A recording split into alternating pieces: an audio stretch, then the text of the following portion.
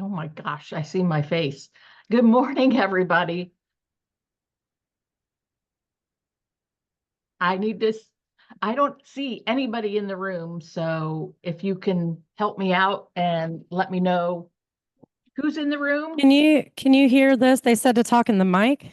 Yes. Yeah. Okay, I'm the only one in the room, but when I walked in, the camera was pointed up front at the Yeah. That's bulletin what I board. see. That's all I see is the board and the two Okay. chairs.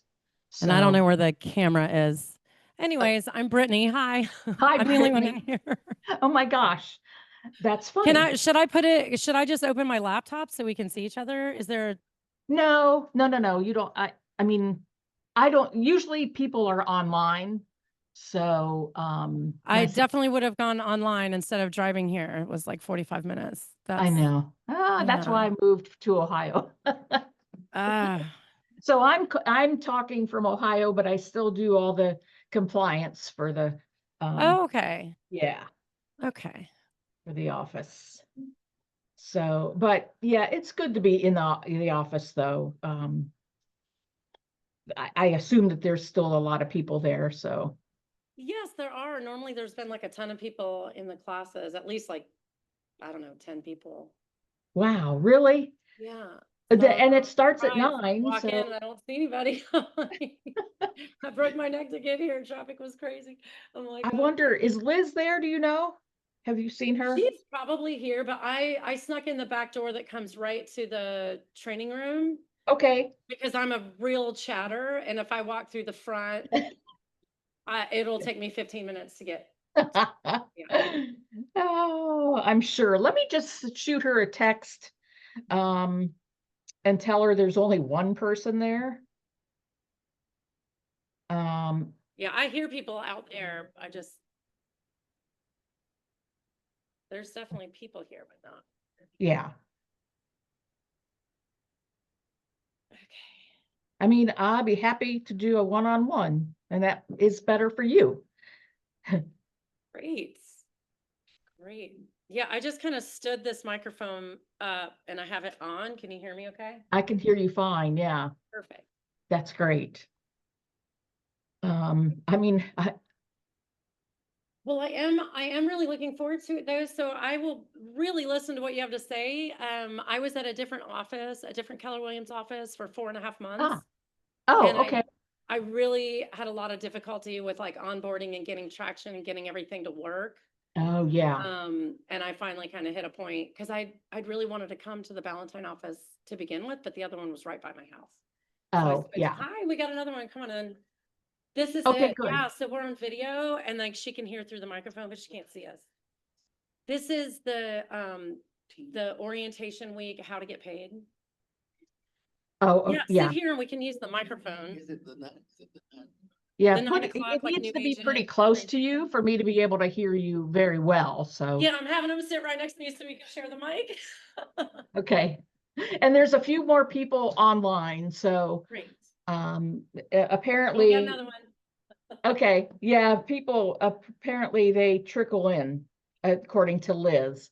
So,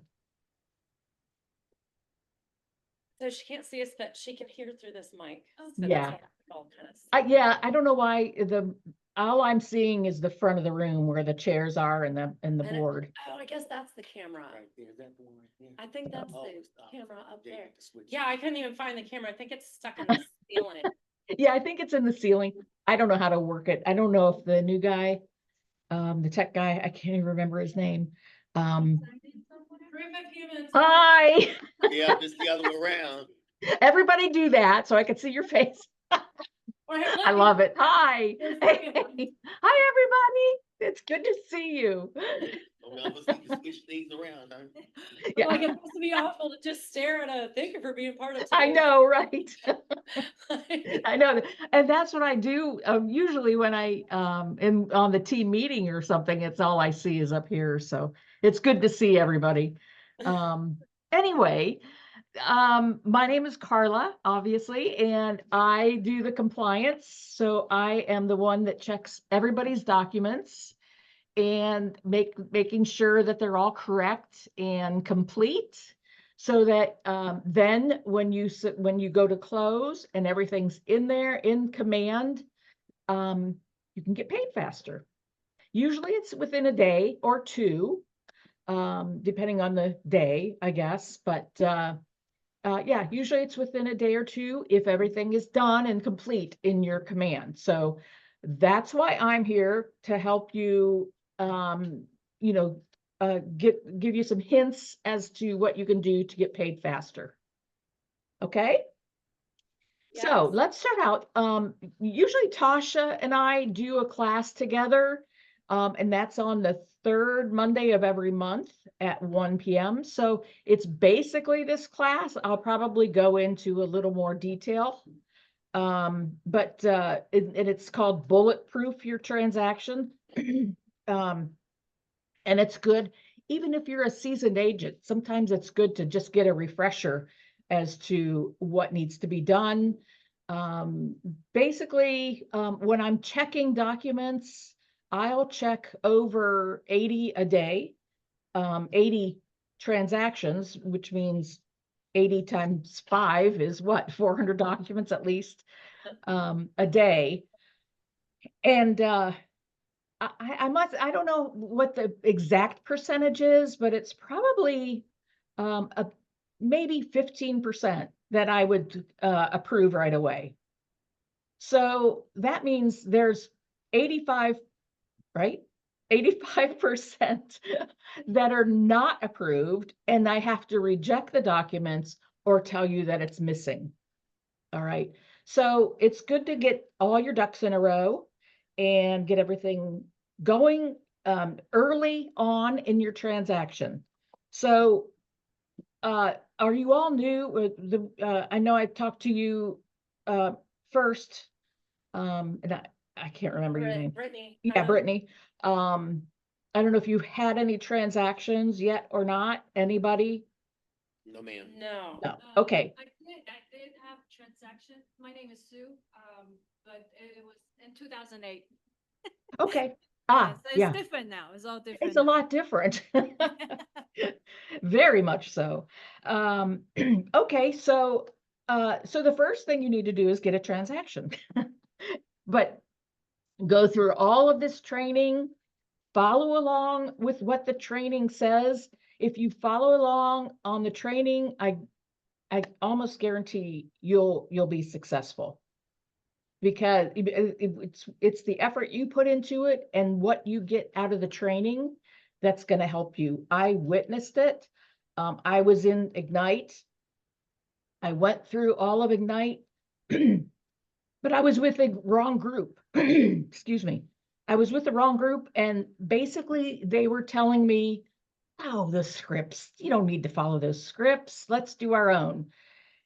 And it screwed me up. So I'm I'm still a active realtor here in Ohio, but I don't do a lot of selling because I'm doing this behind the scenes, and I like it a lot better for me. But for you, I'm just, if you follow along on everything they tell you, you know, I was in the office at least 4 hours a day, every day, 5 days a week. And you pick up things that people say, other agents, you see the agents going by and they're doing something. It's like, oh, I can do that, you know. So it's good to pick that stuff up. So that's my biggest thing. I witnessed, and I don't know, I think she'll mind if I call her out. Abby Wilson, you all know her. She followed along. She's told us We she don't know followed her. along. Huh? We don't know her. Oh, Is you she an don't? agent? You will. You'll know Okay. her. Yeah. I think she teaches one of the Ignites. I'm not sure, but I think she's I think she's one of the coaches or transaction partners or something. But anyway, Okay. you'll know her. She is the best. She came I think maybe a year after me, and I was still learning. And she said, you know how I succeeded? I followed along on everybody's suggestions and the teaching and everything. She's so successful. She's got a team. The Wilson Group, I'm sure you've seen them, or you will see them. Abby is just a wonderful person. She and her husband have a team together. So anyway, it's proof she's proof that the training works. Okay. Anyway, so now bulletproof your transaction. The first thing you should get familiar with is KWB resources. Excuse me. And I'm going to share my screen with you.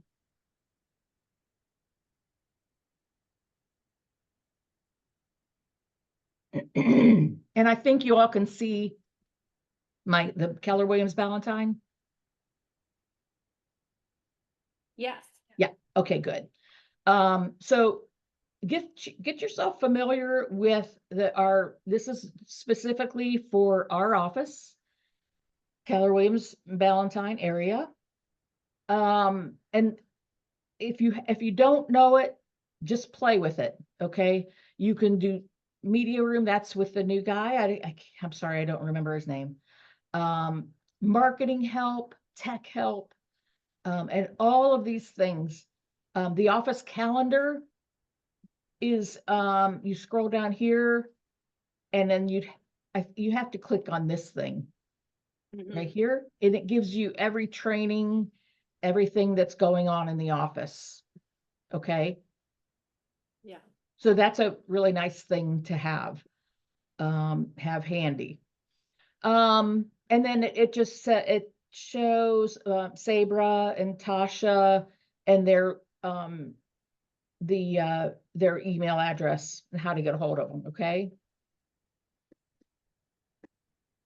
The one thing that I like to look at is if you go to office resources and then come down here to the forms and checklists. Okay, click on that. And then there's a password. I think they have the password also on the first page or the title page of the Facebook page as well.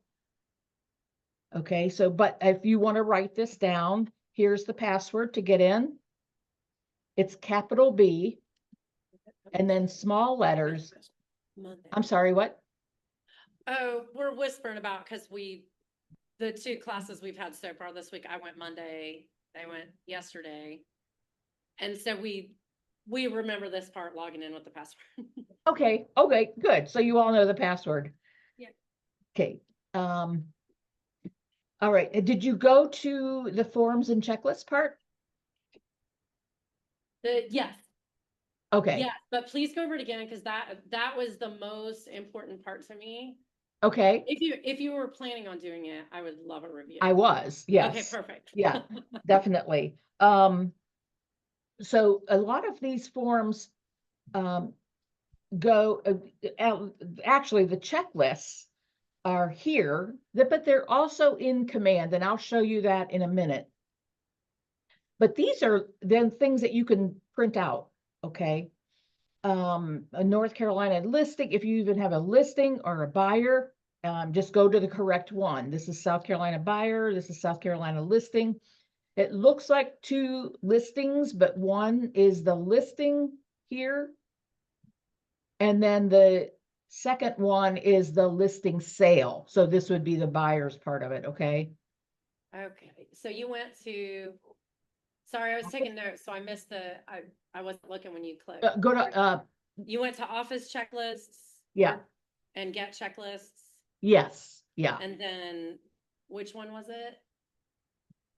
Or that's just where You are. pick the one that is appropriate, Okay. what you're doing. North Carolina buyer, North Carolina listing, and then North Carolina listing sale, which means what you need when you had a buyer for that listing, okay? Oh, I'm sorry. I missed that as well. How did you get there? I'm so That's okay.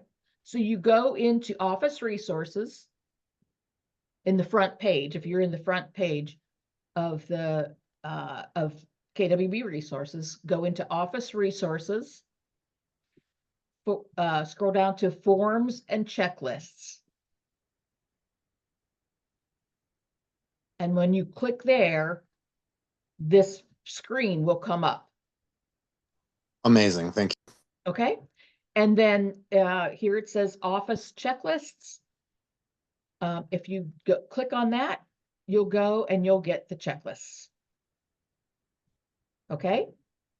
And then you can choose the correct one. I am a paper person, so I like to download this. So if I have a North Carolina listing, I'll bring that up.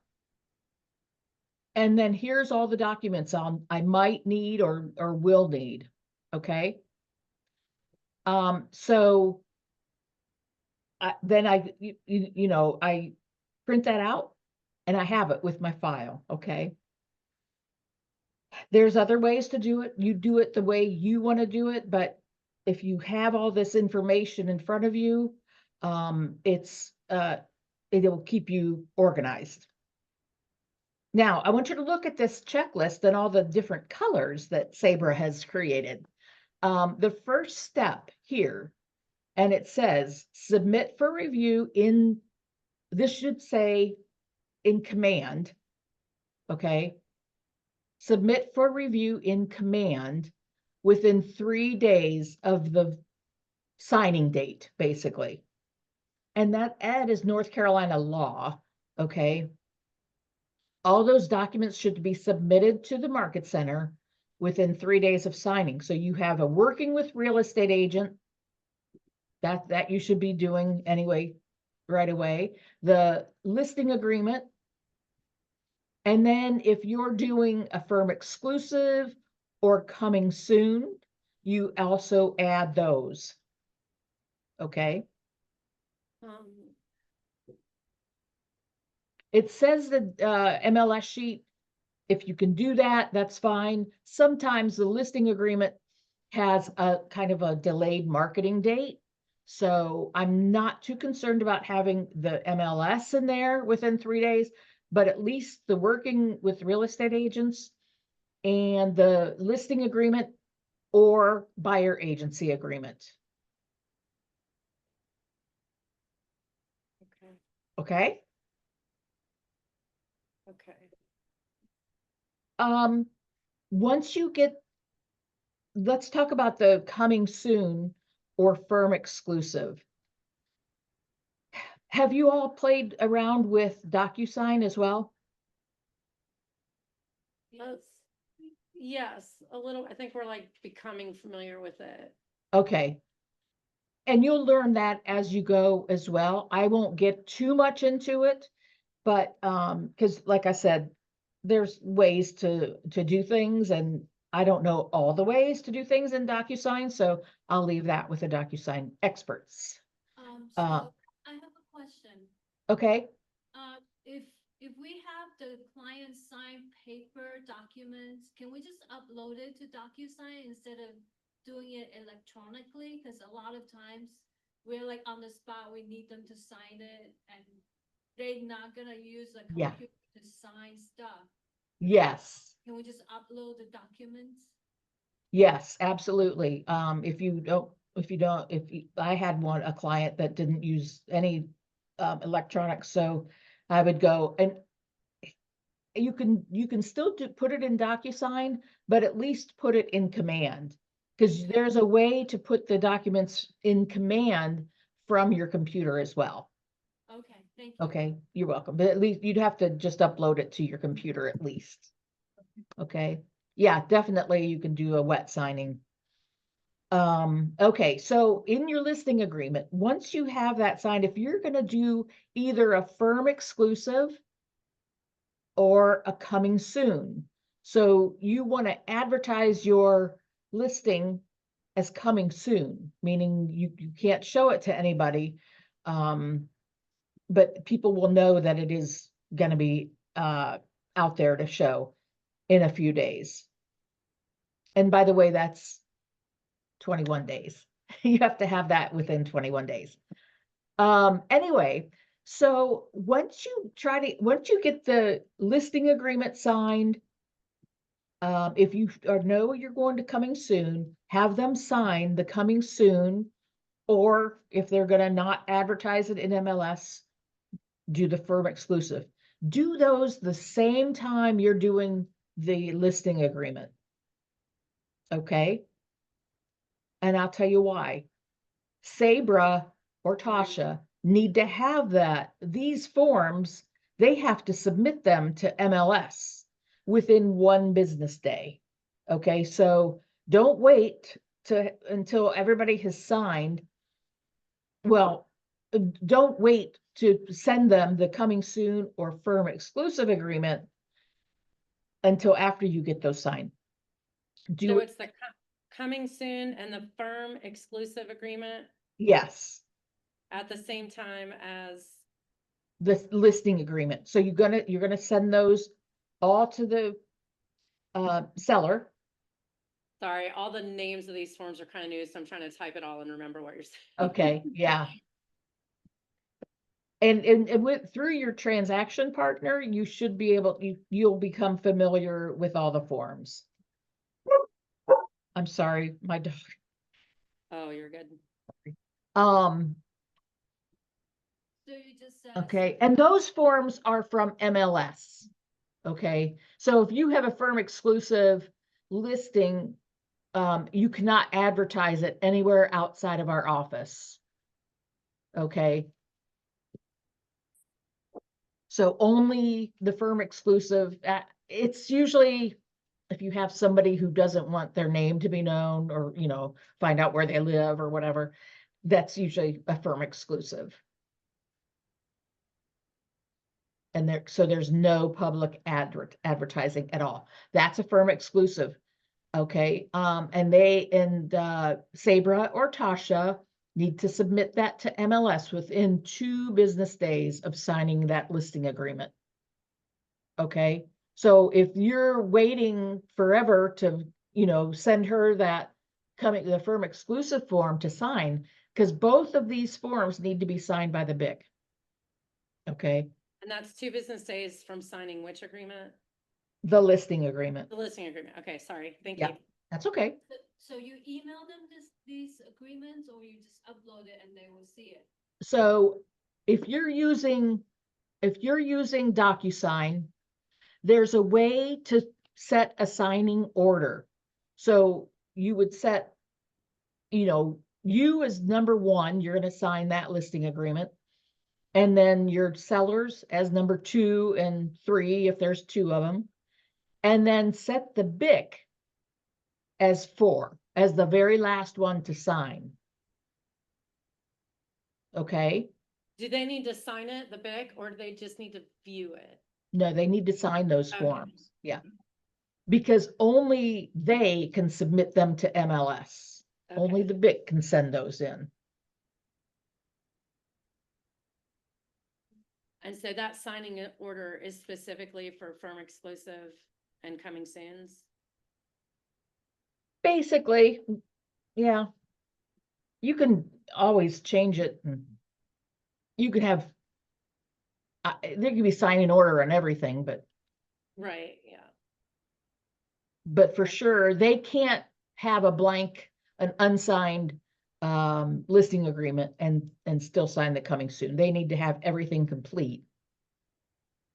Now, if you're not using DocuSign, like you had said, you can just download all of it after have everybody sign. Even your sellers need to sign the firm exclusive and coming soon too. Okay.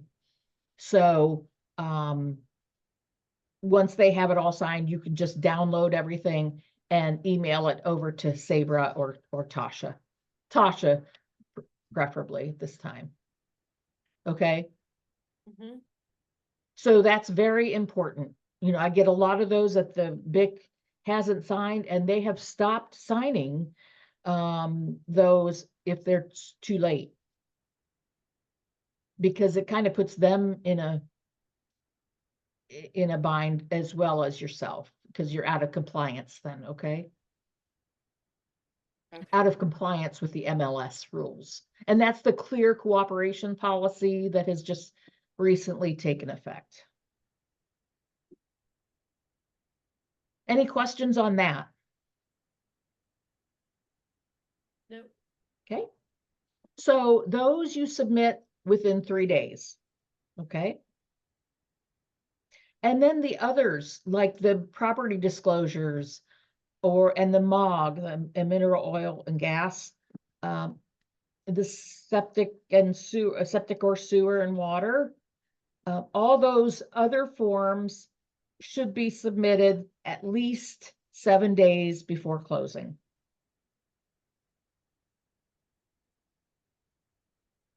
I'm pretty much caught up, but when it gets busy, I might be a day or two behind in checking all the documents. So if you submit them for review in command at least 7 days before closing, that's going to give you enough time to correct any documents that need corrected, get the signatures or initials from your client, and then resubmit them so that they can be approved before closing. That make sense? Yes. Okay. So all those other documents that are needed will go there, will be submitted.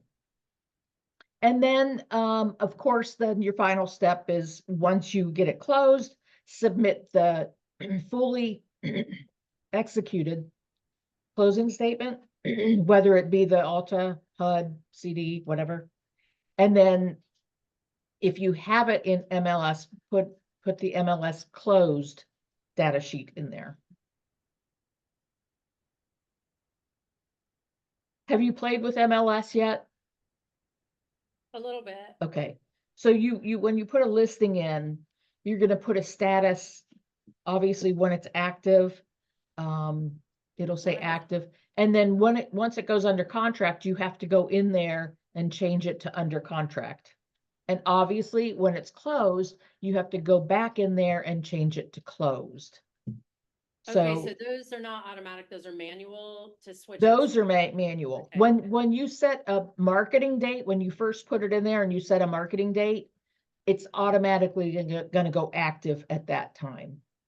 That's the only automatic in it. Once it goes under contract and close, that's all that you have to go in there and do that. So only going from coming soon to active is automatic, Yes, yeah. and then, Or if you're just going active on a particular date. and then for manual, it's switch it To under contract, under contract. yep. And closed. And so when you have a listing, you're gonna put the active one in. And if you have a listing and it's incoming soon, it's gone under contract. Obviously, you're not gonna be able to put the active one in there, but if it's under contract, that's fine.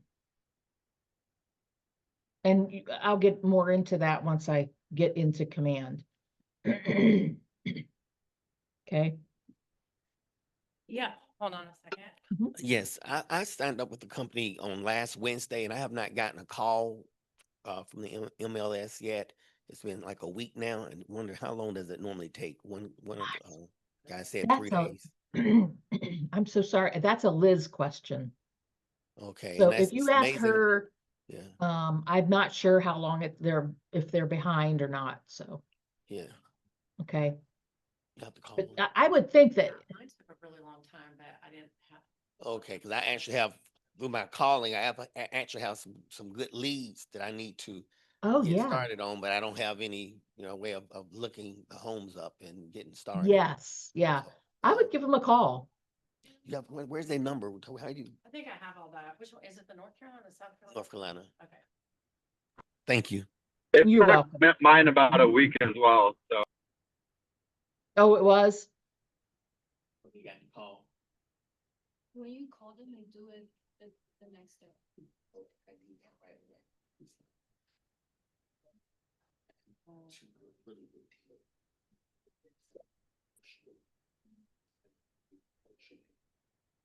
Everything all right?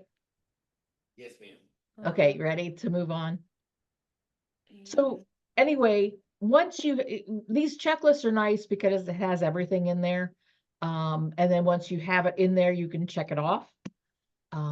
So that's the checklist. And then, let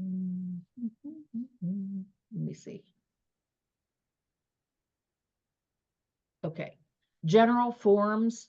This is the forms that might not be in DocuSign, especially like a referral agreements.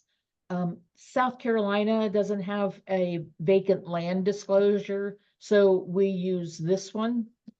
It used to be North Carolina as well, but they've come up with their own now. So this is just the South Carolina one. Okay, so if you're just selling vacant land, we want this completed. Other things that like the where is it? Oh, heritage title with the affiliated business disclosure in the gosh, I wish they had these together. Title insurance. Those are in-house forms because we have a business relationship with Heritage Title and Carolina Gold. So we have to disclose those to the clients, or actually this is just for buyers, to the buyers because of the RESPA law, if we have business relationship with them.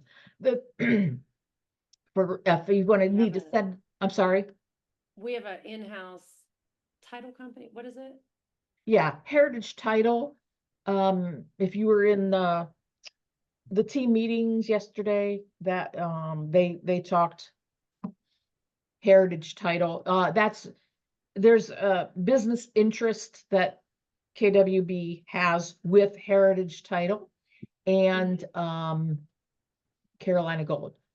It doesn't mean that they have to use Heritage Title, but they'd have that option. Okay. But you have to disclose that to your client. And that's what this form is. Okay, we have. For every single client, buyer, This is for the buyers only. for every single buyer, we have to disclose this. I'm sorry, I can't hear you. So for every single buyer that we deal with, we have to give them this one? Yes. Okay, thank you.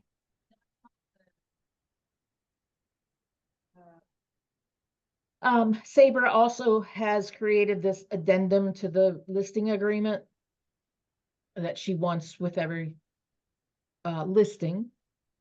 So what was the form we had to give for the title? What's it called? The heritage title. Oh, the title insurance election form. Title insurance election form. Uh-huh. Okay, and then what was the Then the other one is the affiliated business disclosure. affiliated business disclosure? Hang on just a second, guys.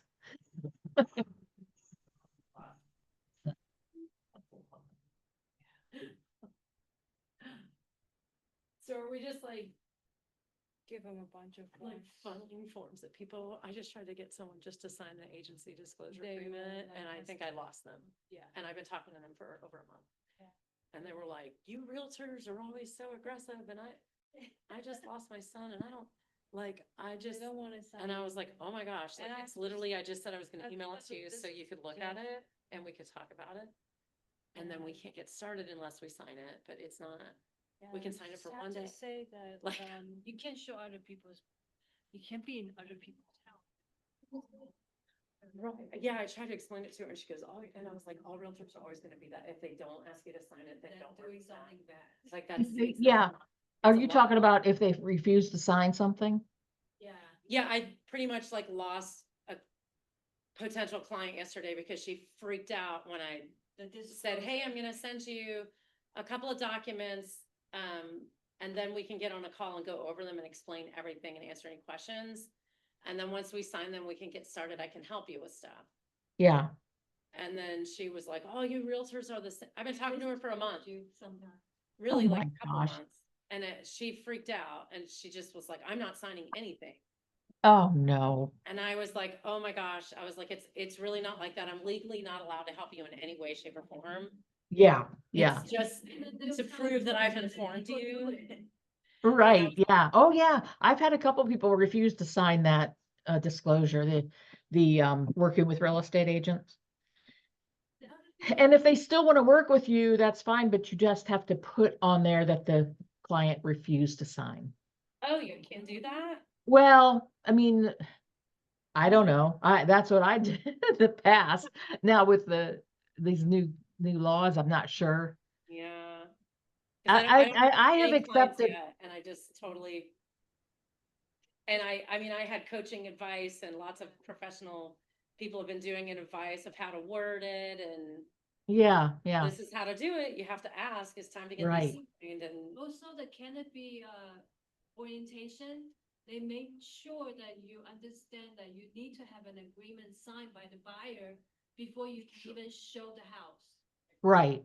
And then like they were like, other agents are not making me sign this, so I'm well, not- then they should go to real estate jail. It's unethical. That's right. And There. I'm like, who is the other agent? Don't work with those agents. They're gonna get you in trouble. Oh, You can't show them, but you can sign it for one day if they're spooked. But yeah. That's a trick I learned, but then like, I feel like if I use that trick, I'm gonna just get screwed, so. Do you think that Then was just this one particular lady? Do you see that a lot where people are I like, had 26 showings in a month, and about more than half refused to sign. So wow, I mean, they came to the open house, so I'm not. right, yeah. Yeah, there's, people are funny. It's like it's basically how you present it, and I've had people that say, well, I've tried everything to get this person to sign this and they won't. And it's a I'm document gonna that's, do a YouTube video on this exact topic. yeah. It's Yeah. funny.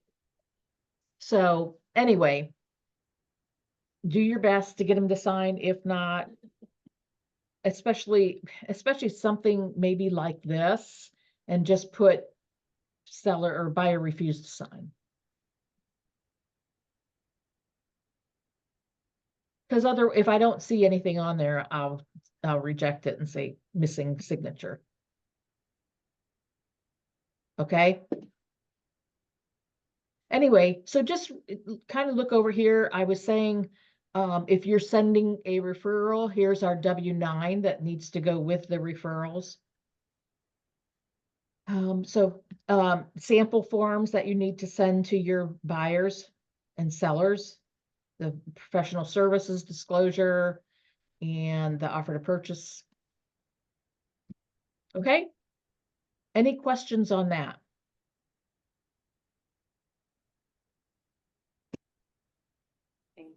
Okay. Now let's go to command. This is my personal one. Let's talk first about your, you first get a contract, and you're under contract. Let's say you're working with a buyer and the offer got accepted. Now what do? Well, you have to find your closing attorney, and that should be on the offer to purchase already. So you send to your closing attorney the offer to purchase, and I always send in an email, kind of a little yeah, what am I trying to say? The shortened version of what's in the offer to purchase: closing date, earnest money, due diligence, the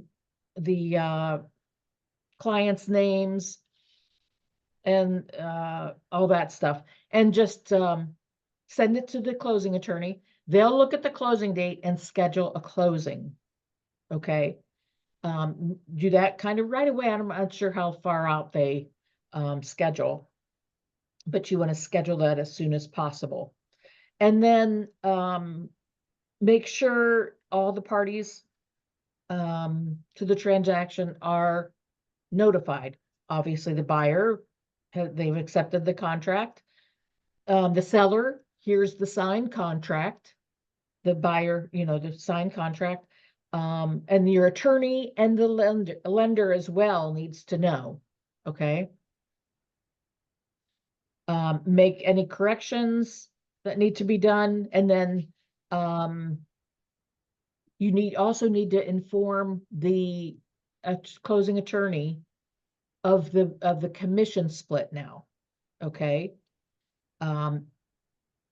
That's kind of a, sometimes that changes, and you have to, any changes to the contract, you need to notify the attorney and the lender right away.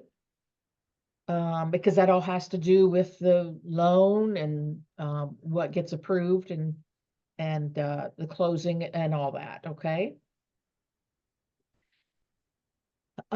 So remember those important dates. So obviously the due diligence date. Okay, that's the important one. If you have a home to sell, so it's like a contingent, you want to put an offer on a home, and you also are selling another home, the buyer needs to sell their home before they can buy, you want to extend that due diligence period for a longer time, because that'll give you time to put that other house under contract. Okay. So just make sure you have all that information. You want to, you don't really want to, you don't really need the seller's contact information, but you do need obviously the listing agent's contact. And if you're the listing agent, you need the buyer's agent contact information. Okay. Now, we're going to go into command. So, have you all entered any contacts into your command already? Yes. Yeah. Okay.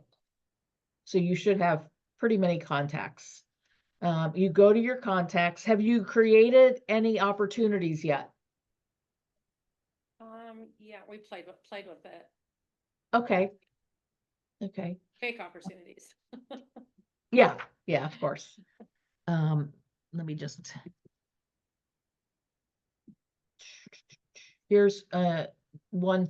So when you put an opportunity in, you want to put in as much detail as you can.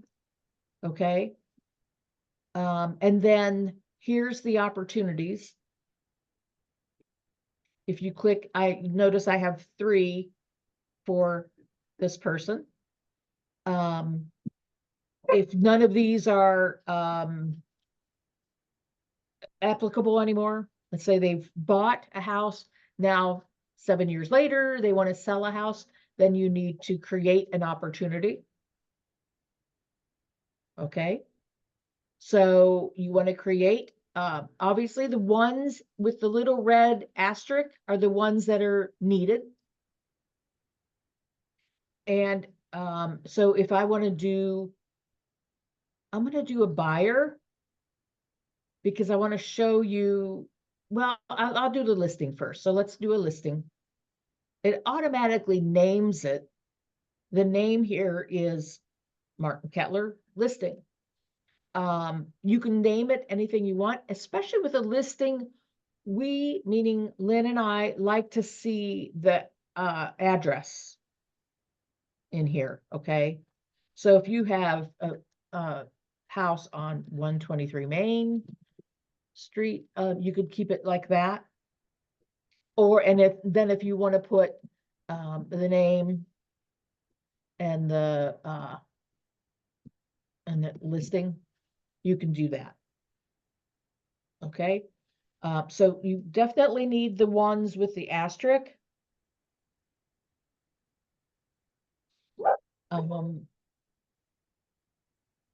The phase, it should be either you're talking to them, or you're active, meaning you're going under contract, or staging, then the opportunity stage. I don't really care.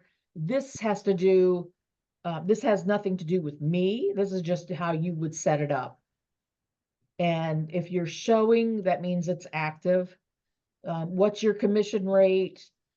You can put 6 or, whatever, if your commission rate is 3.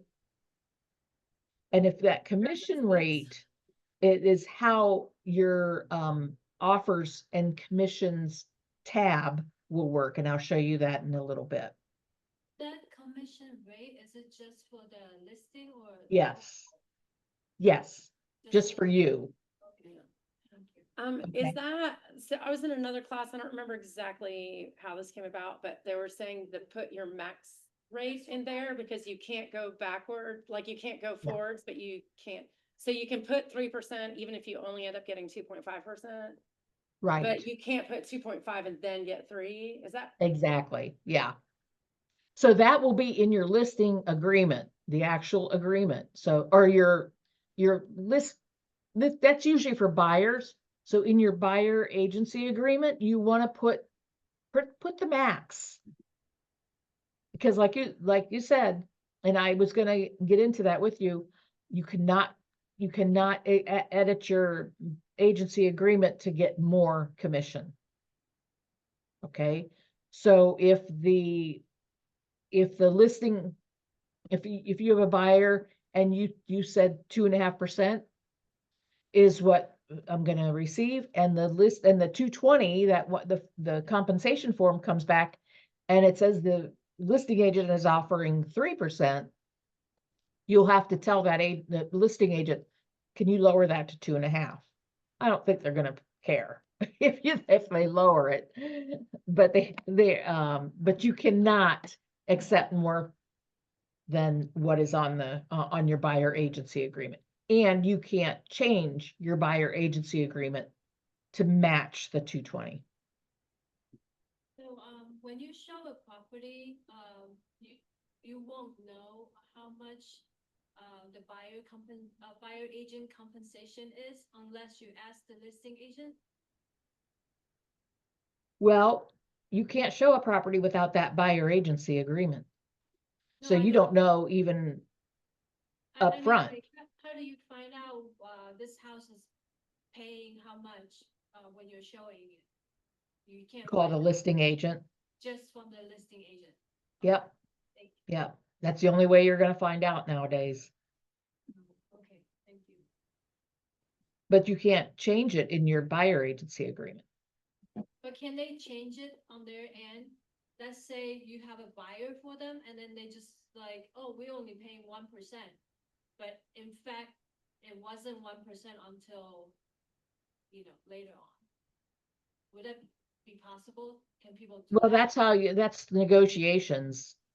I see. That's when you negotiate. Well, we're gonna, we'll make a good offer, but, and you have to talk it over with your buyer too. That's a whole nother class of the negotiations with your, buyer and seller. In Ignite, you'll get a negotiations class. Okay. Yeah, because I'm not gonna get into that, because I'm not a good negotiator, so that's why I'm sitting here and not selling, because I don't like to negotiate. But yeah, so if they're only offering 1% and you have 3% in your buyer agency agreement, then you have to talk to your buyer and say, hey, the listing agent's only offering 1, my rate is 3%. So are you going to pay the other 2%? And there's a form that you'll have to add to show that they're going to pay the difference. Okay. And if they won't, can they use that as a part? If they're willing, be like, well, we can use that as part of the negotiation. Like, hey, Yeah. part of our negotiation is you're gonna pay our realtor because we're not paying it. That's you. Right. Exactly. Okay. That's really like lowering your offer's power for your benefit, not the client. So it's kind of. Well, but your client is making that choice for you. Right. What form is that? I'm sorry? What form were they signing to make sure that they're covering the difference? That's the 710 form. In North Carolina. In South Carolina, there isn't a form for that.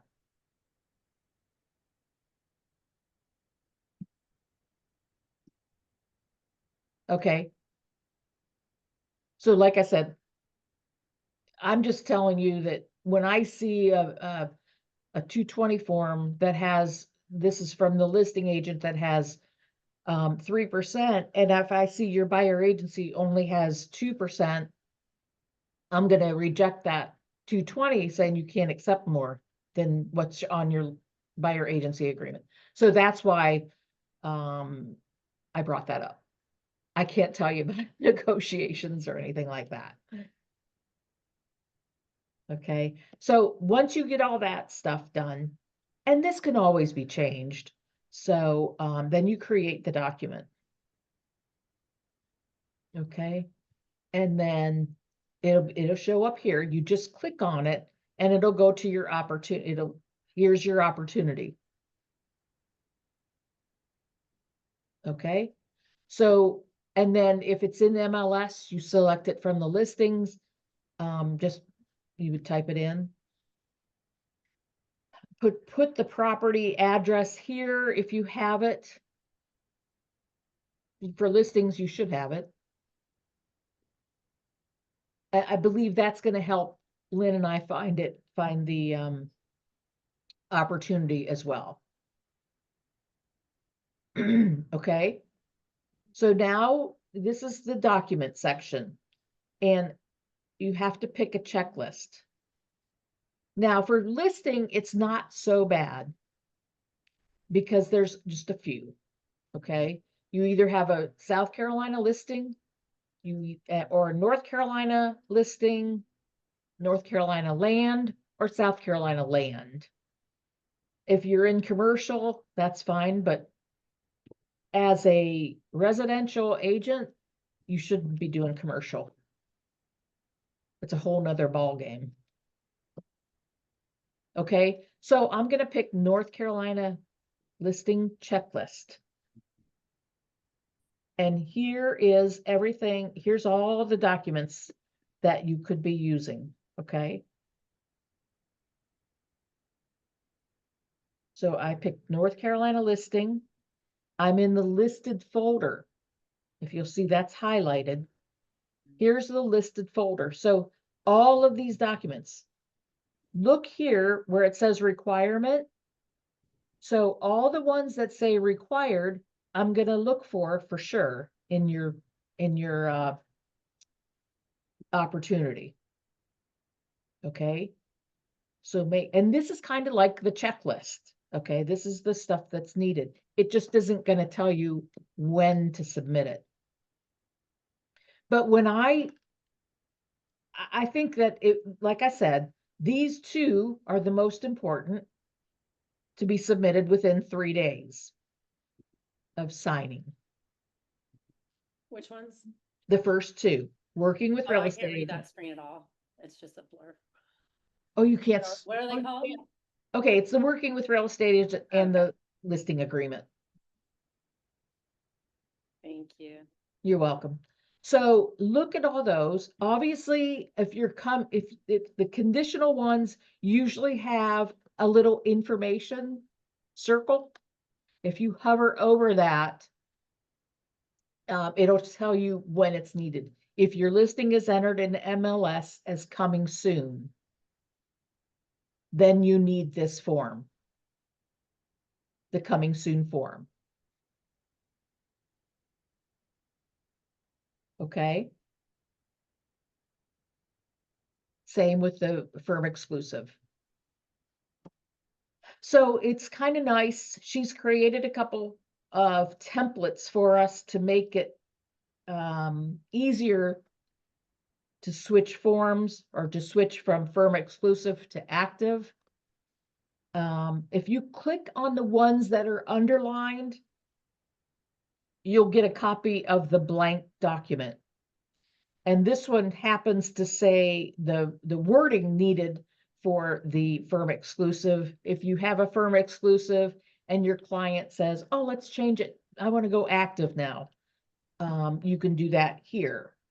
And if you have that, if you see that document, you can download it from here or print it. If you want to, you can print it, and download it. You'll get this document. And then all you have to do is fill in the blanks. I am trying to, I have a client, it's a family. I'm listing a piece of land for sale. And on one of the documents that is required, it says MLS active and not uploaded, but there's no option to say what to upload. It just say, not uploaded, required, MLS active, Yeah. and that's it. So you What go, yeah, it's the MLS sheet. is a So, sheet? yeah, I'll show you. Okay. Find it. And then there's another one that says not uploaded, required CMA. And That's a comparative, that's your so you market. just make one and upload it? Yeah, you can do that all from MLS. Okay. All right. Thank you. Because there's no form right there. No, Okay. Thank you. that's not there's not a form, There's not a form on the DocuSign. I mean, on the command. right? Those aren't forms that you can fill out.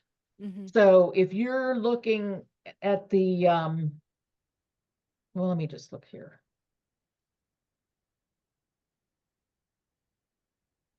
I think it's the search, right, to do the CMA. Yeah. Yeah, and that, yeah. Well, how come I can't go home? Here we go.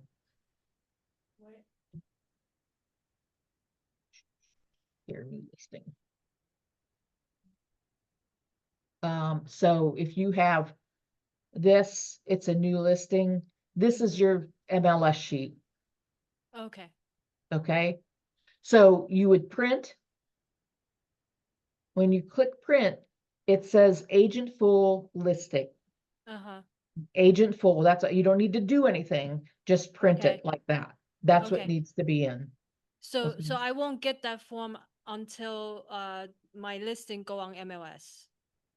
Right, Okay. right. Thank you. You're welcome.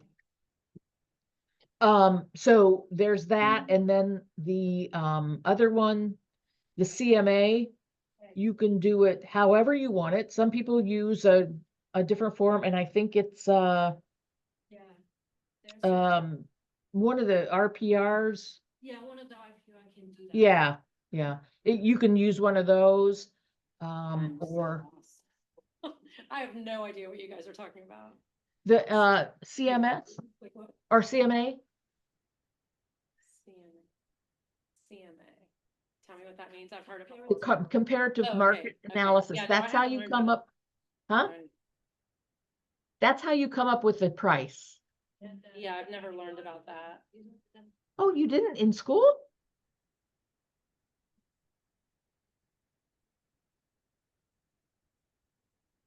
No?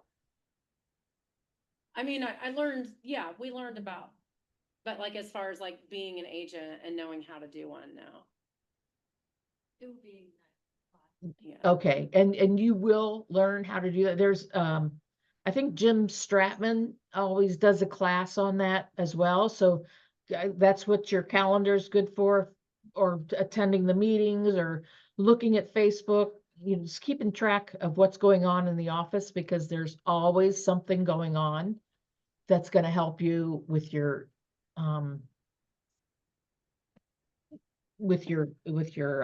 documents and that, and with your business. When you do a CMA, you want to click all the under contract and closed. And then you do either a map search, or you can say within a half mile of, oh, I can't say my location. I don't think they'd have it in Ohio. allow the street number, but they allow the street name. If you just put the Yeah. street name and do like radius of that street name. Right, right. You put a street name and then it's gonna give you a list. Like, I don't even know. Let me put.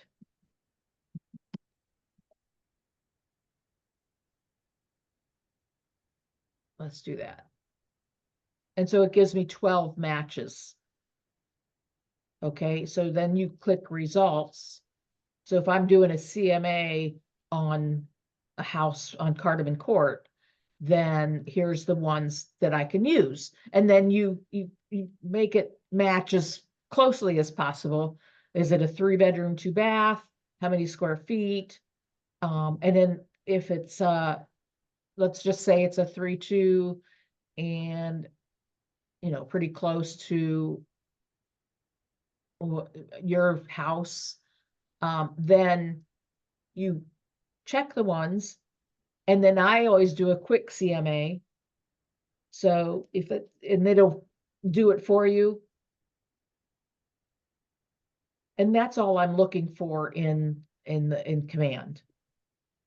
Okay, so then you would print that and put that in your command. Okay, So you print it and put it in your command. huh? Scan it and upload it, okay. Either you download it to your computer, and then in here, you're gonna browse wherever it is, and then if you have it, then click on it. Make sure you know where you've saved it.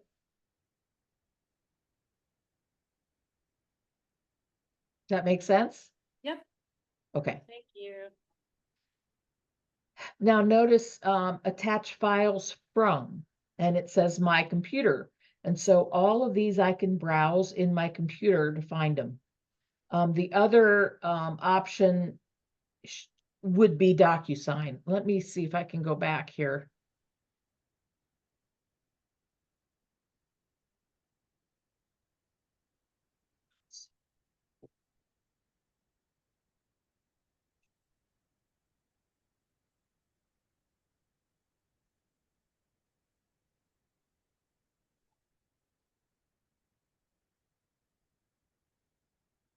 Oh, that's not what I want.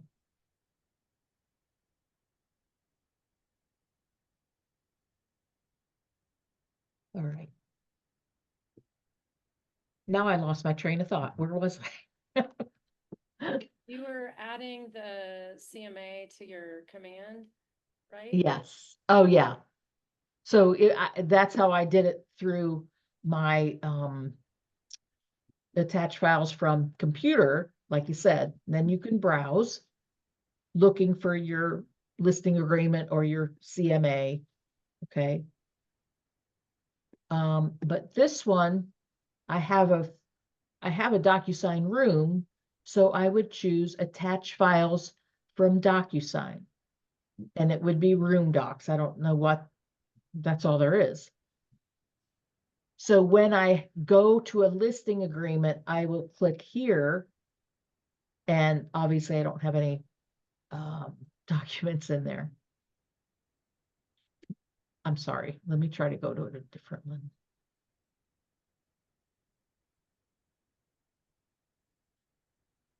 But anyway, that's how you would do it. Oops, that's not what I wanted.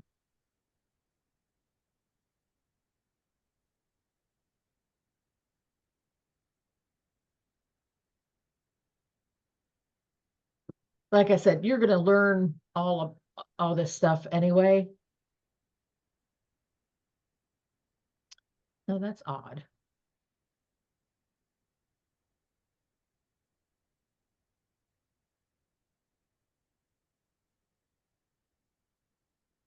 Anyway, I don't want to take up too much time with this. Oh, no, it's good. Yeah, I'm following along. And then get it Okay. done. Why wouldn't, oh, there we go. Okay. So I'm going through DocuSign. I need to find the listing agreement. So right here is my listing agreement, and I see that it's been signed. So if this is going to give you all of your documents that are in DocuSign. Okay? But you have to pick the one that you need. So in my DocuSign, let me see if I can get over here. So if I go into my DocuSign account and I bring up the documents that I have, I can rename the one that is completed. Okay, I renamed this, just put an FE, fully executed, next to it. So I know that's the one to choose when I need to upload it into Command. Does that make sense? Because I have 3 listing agreements. So which one am I going to use to upload it into Command? A lot of times people will just choose the one and it's blank, or the seller didn't sign, or somebody didn't sign it. And then you have to choose another one. Does that make sense? I think so. So So this you- is just the room for that transaction. Exactly. So that's why you'd have 3, but it would just be for that property, that transaction, not like all. Right. Okay.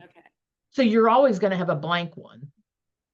Uh-huh. And then you're going to have the completed one. I don't know why it's completed twice, but anyway, if you right click on it, you can rename it. And if you have 2 of them like that, and the one that you want is the one that you're going to use, just make it a 1, and then you'll know to look for your listing agreement in Command. When you go to load your document, you're going to look for the 1. Okay. I think it has to I'd have to redo it, but you're going to look for the one that you have renamed to upload into Command. Okay. Yes. All right. And then you just click on it and it'll come up. So it's there. When I put a document in Command, I always make sure that I've got one that's signed. Just look through it to make sure it's the one that you wanted to put in there. Okay. That will save you from having to redo it or submit it and then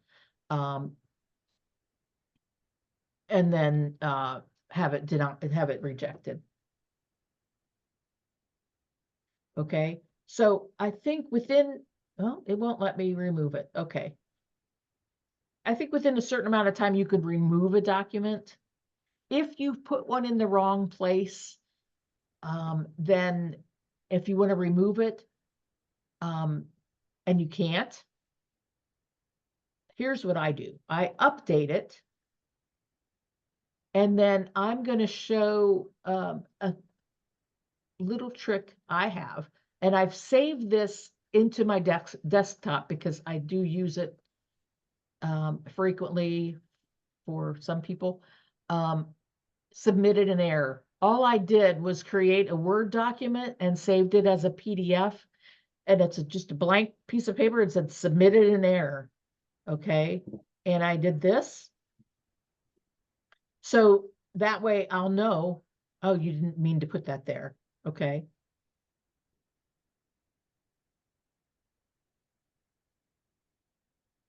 Does that make sense? Yeah. So then if you have a document, it shouldn't be there. You can go in and change it and upload a different document and use your fake blank. Yeah. So Yeah. So if you yes, put, just replace it. you can replace it, definitely. And that's what I want you to do when a document is rejected by me for whatever reason. You can go in and replace it by clicking there and click update. And then you put the corrected one in there. Okay. Any questions on that?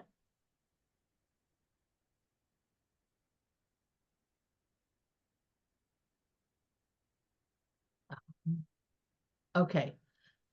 So you did that. And then what you're gonna do, this says resubmit, but once you get your documents in there, you're gonna submit to the MC.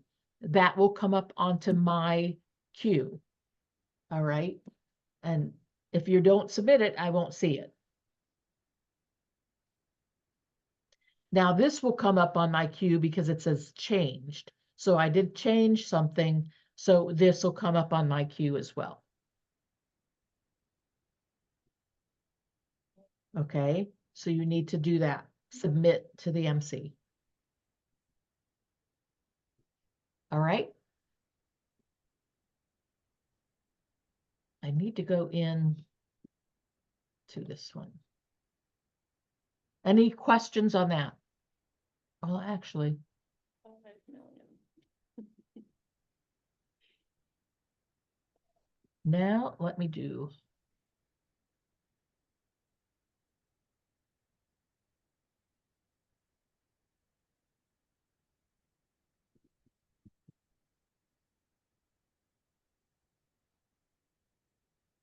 All right. Now we're in a buyer transaction. And see how it says new construction sale? You have all these options to choose from. You can do a South Carolina sale, meaning you're just buying a resale property. North Carolina resale. If they're buying new construction, make sure you choose new construction sale, either in North or South Carolina. And I'll show you why. Okay, so land, and the commercials you shouldn't be using. So here's the North Carolina sale file. In the consultation folder, you need to put your working with real estate agent and buyer agency agreement. Okay, and then submit that within 3 days. So that's basically all that goes into the consultation folder. So now that's good for the length of your buyer agency agreement. Now you go into under contract, and here's your list of documents that are needed and possibly needed. Okay, so it's quite a bit. Here's the 220 in. We're in the same transaction and then we're. If you create, Sorry, I'm just lost. She's showing, because I can't see the screen, so she's showing me. Okay, so I'm sorry you can't see that screen. Wonder why. Well, it's just really tiny. Is it? I need to change my prescription. I can't see. you click the here that you created it. So this one, this is this one, it's an opportunity I created. And you see in the opportunity is the buyer. It's a good opportunity. And then when it's a buyer opportunity, you have documents that is just for Oh, buyers. so it's So under the every- file. Yeah, so every different buyer have different purpose. You have like different commercial buyer, Mhm. residential buyer. So I've seen the that menu document- before. I just was like, Yeah. what opportunity the are we in? documents. Are we starting a new opportunity? Yeah, this is, For a she sale. just started a buyer opportunity. Okay. And so these are the forms that's being. Thank you so much. Got it? All right, so anyway, so this is what you put in your, the consultation folder. Now you go into the under contract folder, and this is where you put all of your under contract documents, okay? So the ones that are required are the ones that I will definitely be looking for in there. Okay, so the 220 in North Carolina, this is the cooperative compensation form. And the ones that say conditional, obviously, are the ones that are needed if the circumstances are correct. Now, I believe Amani, somebody asked me about the 710 form. So this is if your 220 says 2% and your buyer agency says 3%, you can still collect that other 1%, but the buyer has to pay. So that's the conversation that you'll have to have with the buyer up front and But say, what if you don't want to collect that from the buyer? What if you're okay with whatever the seller's paying? Do you just not complete that? you can accept the 1 or 2%. Just say, okay, you're fine. I'll just accept the 2%. And there's also, so there's this form, which is the 710, and Sabre has created this for us. This is the amend to acknowledge the split in commission. So let me show you that. So this is the form, the 220, says down here, 220 somewhere. 710, I mean, I'm sorry, it's the 710. This is the amendment. And Sabra has already put in the wording that you would use. So the buyer agency compensation will be paid as follows. Per the executed cooperative compensation agreement, dated whatever date, the listing firm agreed to pay 2% of the gross sale price. And then per the above referenced exclusive buyer agency agreement, which is what you would check here, the buyer hereby acknowledges and consents to pay the remaining 1%. Or how, the difference between what the listing agent is paying and what is on your buyer agency agreement. Okay? So that's if you want to split that commission. And then obviously The listing agent to see what they were willing to cover. I'm sorry. So you would just contact the listing agent to see which percentage they'd be willing to cover? Well, if you're 220, if that cooperative compensation form says 2%, then So currently I have a contract under a buyer's side and I've got them to agree to 3%. And in the buyer's presentation, I was disclosing that, typically our commission is considered sold by the seller, but if they don't, you would cover the difference. So that's what this 220 is for, correct?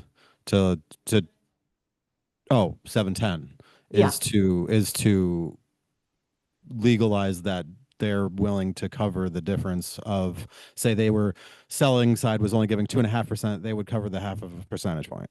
the buyer would. Correct. Yeah, that's the split one. Okay. Mhm. Yeah. Obviously, you won't need these if they match. What then is the 220 doing? If the 710 is doing that, what is the point of the 220? The 220 is between the listing and the listing firm and the selling firm, the buying firm. You know what I mean? Okay. So this is going to come from either the listing agent or it's going to come from you along with your offer to purchase to give to the listing agent. You know what I mean? And again, you'll learn on all this in your transaction classes and all that. This is kind of a newish thing that because we don't advertise it in MLS anymore, the commission amounts, you either have to make that phone call before you even go see the house and figure out what the commission amount is, what they would pay, or when you make an offer, you can submit that with it through an email saying, I've attached the cooperative compensation agreement showing that you are agreeing to pay 3% commission. And that's all, like I said, that's all part of your negotiations. So if it's the same, it doesn't matter. But if this says that they're going to pay 2.5% or 2%, and your buyer agency says 3%, you can amend your buyer agency agreement to match.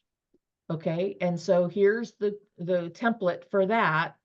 Again, it says the same thing. The listing firm agrees to pay 2% of the gross sale price, and per the above referenced buyer agency agreement, the buyer agent firm hereby agrees to reduce the firm's compensation to 2% of the gross sale price, which matches the agreed upon compensation in the executed 220. And the buyer will not pay compensation at the compensation shortage at closing. So this form is when the listing is paying not enough and you're not collecting from the buyer for that difference. Yeah, if they're saying 2.5%, the listing agent says, I'm gonna pay 2.5%, but your buyer agency says 3%, you can tell if your buyer doesn't want to pay the difference, you could say, okay, well, I'll just collect the 2.5%. Okay, thank you. Okay. You can't do this to add commission, obviously. Okay. So those forms, obviously the receipt of the earnest money,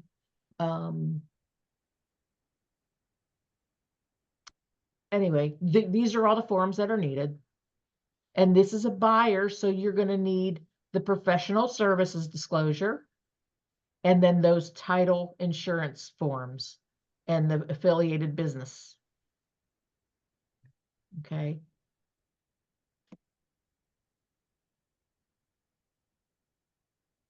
Any questions so far? Oh my goodness, I can't believe how late. Okay, so, and then in your closed folder, you're going to put your CD signed. And then any other documents, the due diligence request, usually those documents, the agreement to amend, that's after you've, this is after the due diligence period or during the due diligence period. This is when you're going to ask for repairs. And, okay, so in lieu of repairs, the seller has agreed to give you $3,000 extra. This is what you do with an agreement to amend. Again, you'll learn that, but put those documents in the closed folder because those are going to go to the attorney and the lender for closing, because they'll need that to put on the CD. CD, Closing disclosure. thank you. Got it? Yeah, this feels like an advanced class. Okay. Like I said, this is really going into a lot of detail, but it's important that you know this. Now, let me go over quickly if it's a new construction sale. So you have all these documents in the sale, resale, okay? There's a lot of documents in there. But now if the buyer is buying a new construction, There's no consultation. Forms. no consultation because it's all in here. You still have to do the working with real estate agent buyer agency agreement. And then here's the builder's new construction contract. You need the copy of the building deposit receipt or the check. And then your commission agreement. That's it. That's it. That's all you need for new construction. The commission agreement is not a form that you have. We have to get it from them. I'm sorry, say that again. So, the builder's commission agreement is there's not a form there. No. Or agreement there. No, it's So usually, where do we get that? well, it's usually all in the contract. The Oh, purchase in the contract. Okay. Yeah, don't put the Okay. whole contract in there. You're going to separate out that document. Okay. A lot of thank you. times the building, the deposit receipt is also within that, Okay. because that contract can be, up to 70 something pages. Oh my goodness. Yeah. So all that's in there. I need you to separate those two out. Okay, thank you. Okay. Could you please repeat that list of what needs to be in there for the new construction for WWREA, the buyer agency, and you said like 3 more? Yeah. The builder's the builder's contract, the purchase agreement. That's what that is. And the building deposit receipt, Building and then the deposit commission receipt, agreement. and then commission agreement. Okay. Okay, thank you. You're welcome. All right. So that's it in a nutshell. Now let me go over into here.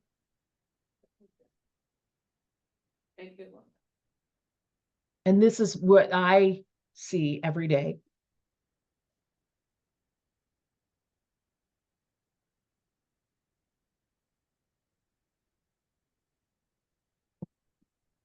All right. So now remember I said this is going to come up on my queue. What the heck? Here it is. Ah, in the world.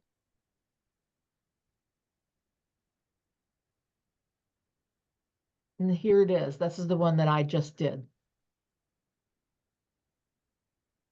So I'm just gonna, and then I approve it. Now, if there's something that I rejected from, I'm gonna try to find one here. Here we go.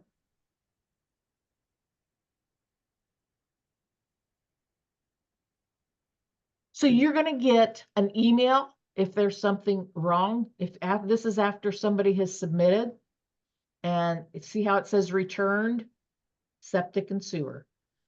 You'll look at this little dialog box, this little red box here, and it'll tell you what's wrong with the document. So they didn't tell me how they verified water and sewer, which is what you have to do. Okay, so you're going to look at that and then you're going to correct it. Okay, so on the septic and sewer form, you have to have the property address, how you verified, and this is what's missing. You need to show who you called and date you called and who you spoke to. This is a big source of litigation. So Sabra has really cracked down on how you verify.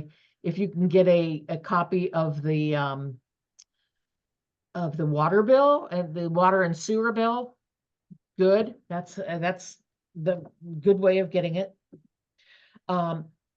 With the HOA, sometimes the HOA pays the water and sewer in a townhome or condo. You'll need to call the HOA or get a copy of the CCRs from the HOA, but you need to highlight in those CCRs where it says that the HOA pays for the water and sewer. Okay, so that's another important thing about who you need to contact. So if there is an HOA involved, you'll need to get the contact information for the HOA as soon as possible, because I know a lot of times the lenders or the attorneys need to get a payout or some kind of documents from them. So get that as soon as possible from your HOA, okay? If they don't get the necessary documents or numbers from the HOA, it could delay closing. Okay, so that's very important to get that. Okay, so that's how you'll know that you have what you need to fix on your document. And I'm pretty detailed on it. A lot of times there's a bunch of stuff missing on one document. So I make sure everybody knows that. Good one.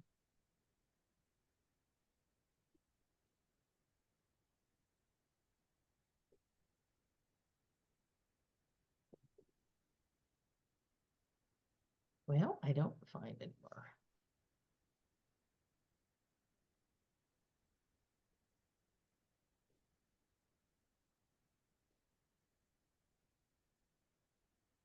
I'm trying to find one that has a lot more rejections on it.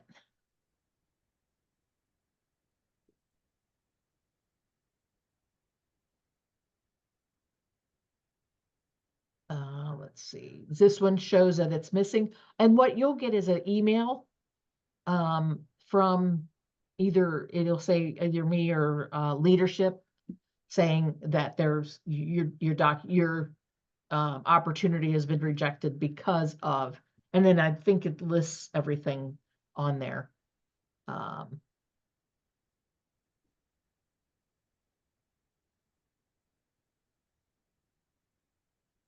Okay, so there, but anyway, I detail what's wrong with the document and it'll say it in this little dialog box, okay? So you can either write down if there's a whole list of them, or just remember to correct them, okay? And then you would just resubmit or update through this. Okay?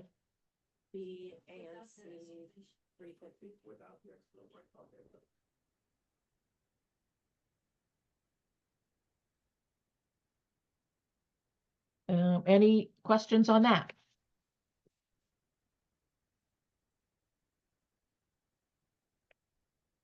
The other way you can find out if you have any, if you're in command and you happen to see this little bell that has a red dot on it, that means you have a message. Okay. So if you click on that, all the messages will come up here. Okay. So you pick the one, it won't have this many, but if there's a message from me or maybe Lynn leaves you a message, you make sure you're looking at that and addressing it. And then obviously if you have a couple on here, just go to view request and it'll bring up your opportunity. Okay, so you don't have to go search for your opportunity after you've read that message. Okay. Any questions on that?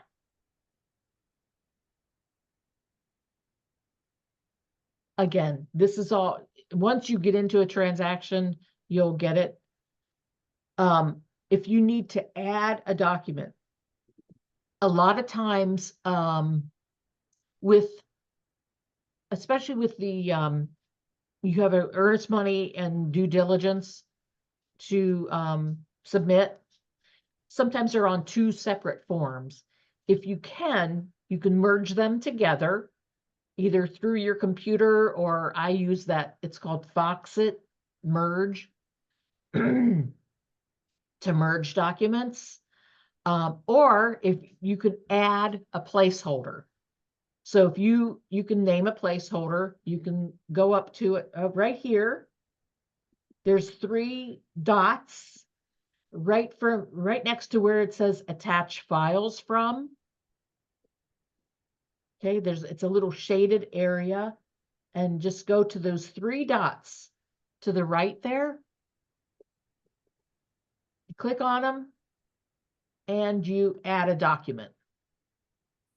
Okay, then you have to name the document. So if it's the earnest money acknowledgement, just put EM acknowledgement here. And then the document type, I really don't care what it says here. You can put, agreement, whatever you want to put there. That doesn't matter to me. Okay. And then you upload it. Upload the EM acknowledgement and then click save. After you click save, it'll scroll and the document will be all the way at the bottom here. Okay? And I always look at the very bottom, especially when I only see one signature for the earnest money or due diligence. If there's two of them, if there's only one in that slot, the copy of the earnest money, I'll look at the bottom. I'll scroll all the way to the bottom to make sure you didn't add a document there. Okay.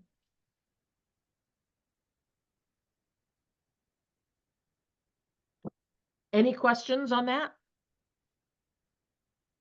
That's a lot of information right at once. So, I don't know what you meant by merge documents, like what, I So got if like you- add a document and whoops. So you said add a placeholder and merge documents, and then we were talking about earnest money documents. So that was adding a document, right? yeah. But then that what was- is the placeholder? Is that like what you were talking about, like the fake This one is that's a, like, this is a placeholder. Right here. That's what the names of them are, where you're gonna put them. So okay. don't put a document in. Oh, so you're just adding a document is, okay. Yeah, so you're adding a document. So if it's, let's say it's the earnest money and the due diligence payments are in two separate papers. Do you know what I mean? So a Yeah. lot of times your attorney will send back their acknowledgement of the earnest money. And then the listing agent is going to send a copy of the due diligence acknowledgement. So that's two separate papers. Uh-huh. So I use a little document. Let me get rid of this. And I have it bookmarked, and it's called Foxit, and it's a merge document. And then once I want to click something, you can get, like, if I want to merge this one, whoops, this one, and then another one, it'll merge these two together. So if you have the earnest money uploaded into your computer, and then their due diligence uploaded into your computer, you can merge those and create one document. Can you just upload both of them instead of merging them? And not into one, Keep them separate? yeah, Or not do they into have to be one. merged? Yeah. So you can only load one document into here, into the earnest money. What? So couldn't you upload earnest money and then upload due diligence as two separate forms? No, What do you need to, okay. I don't understand. not into the same placeholder. But couldn't you put it in two different placeholders? Yes, but you have to create the second one. So you can't, if you have this is a South Carolina one. If you have two documents that need to go into, oh, I'm telling you, when I want to find South Carolina, I can't. Now all I'm picking is South Carolina. Oh my God. Don't understand why they have to be in the same placeholder. That's the confusing part. Like you have to merge them. I'll show you. And they're two different forms. So here it says receipt of receipt of money, EM and DD. So that is actually the last page of your offer to purchase. So it's this page in North Carolina. South Carolina, it's only one, it's only the earnest money anyway. So you have a receipt of the due diligence fee. Here it is. They signed for it. And then the receipt of the earnest money. Okay.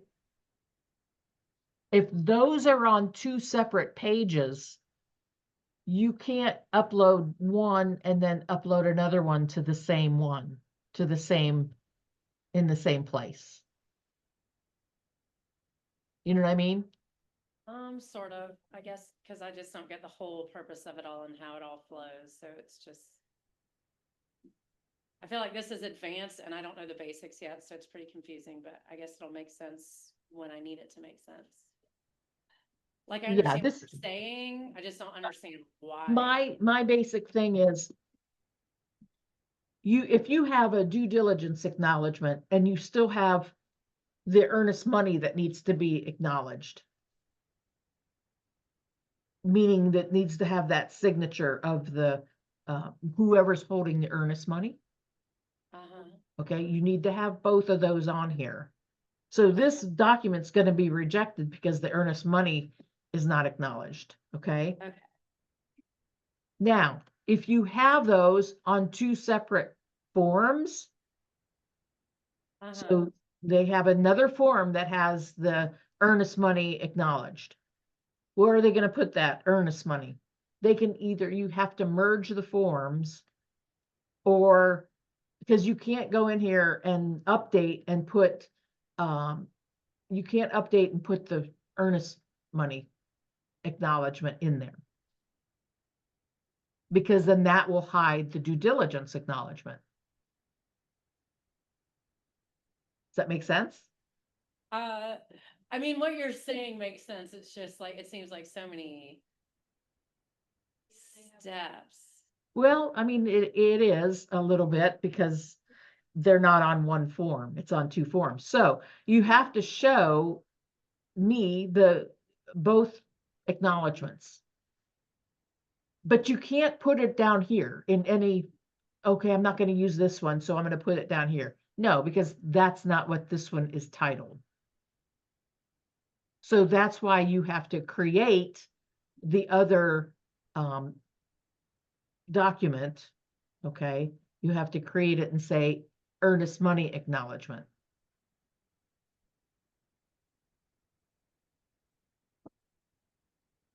And then upload the earnest money here. Does that make sense? A little bit better? Yeah. Okay, I So know. you're inventing the earnest money. So you're document. showing me both of them by adding a document down here that says earnest money acknowledgement.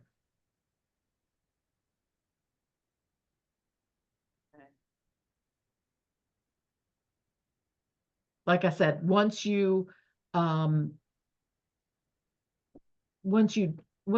that, once you start the transaction, you'll understand. So this is what I'll do. I go in here and I'm going to reject it, and then I'm going to say missing EM acknowledgement.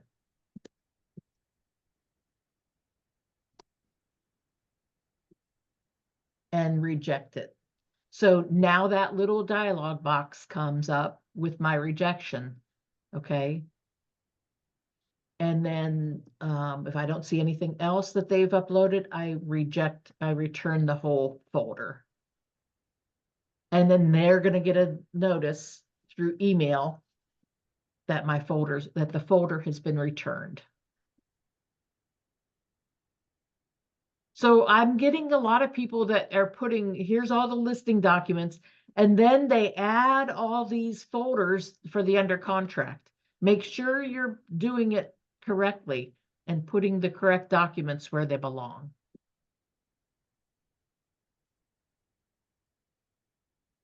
Okay. Now, so once you have all those in, this should be well before closing. Okay. These should be all say approved. That's what you're striving for. You want all these, both of these to say approved. Okay. Once you do that,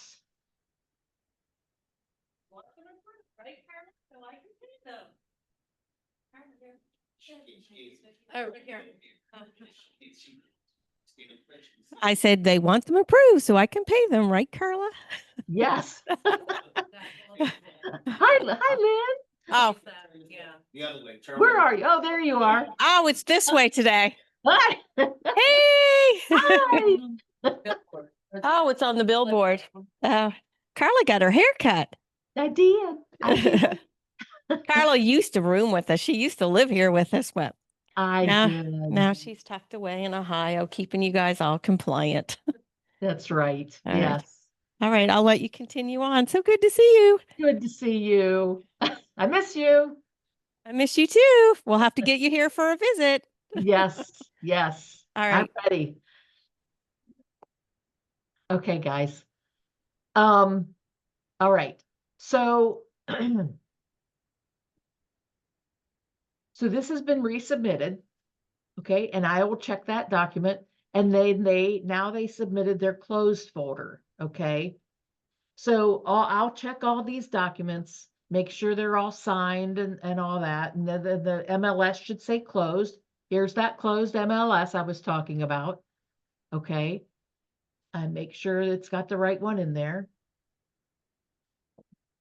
Once that's approved, all approved, this is what's important. And this is what Lynn sees. Okay. The offers tab.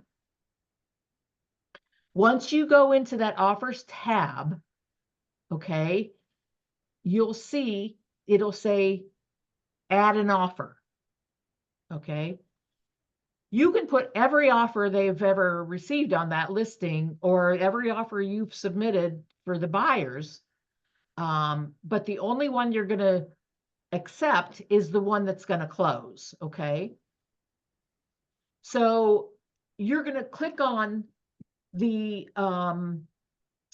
offer, add an offer, and you're going to go through everything and it's going to ask you, you know, how much what was the sale price?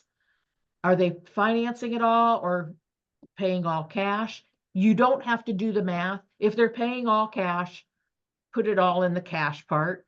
If they're financing even part of it, I would put it all in the finance amount. Okay. So this one's paying cash of $380,000. Okay. Put in your earnest amount, contract date, close date, and I think that's all it says. And you'll have to put in all the names in that. Buyer's names, buyer agent name, and then you're going to accept the offer. Okay. I think it'll tell you if you've missed something, but you'll see. It's an easy prompt thing. Once you do that, then you're going to say manage commission. Okay. Do you do this after closing or when the offer is No. submitted? No, I would do this. They say to do this pretty soon after the offer has been submitted or accepted, but I say do it when you know it's going to close. Okay. Yeah. Okay. Thank you. I would go at least, you know, a few days before closing for sure. Simply because there's lots of changes that could happen in the contract and that would change all these numbers and you'd have to go back and change them. So once you are pretty sure you're set and it's going to close, definitely do it before closing because Lynn needs to accept all that. And this is actually how you're going to get paid. Okay. So once you accept that offer, don't forget to go in and manage your commission. Okay. When you do that, it'll come up again. It's going to give you all the prompts to go through. Okay. This is kind of a review, and then it'll go to the commission tab and just check those numbers to make sure they're correct. Like your commission amount, your percentage is on there. Make sure that's correct. And then, it'll do all the additions and subtractions for you. Just kind of make sure those numbers are right. And then you'll click down here to say, accept the transaction or submit the transaction or commission. Okay. And then you'll get a transaction number.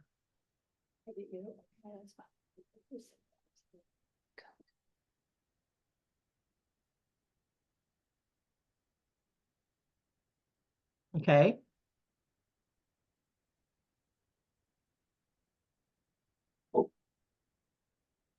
And then that's how you're going to get paid.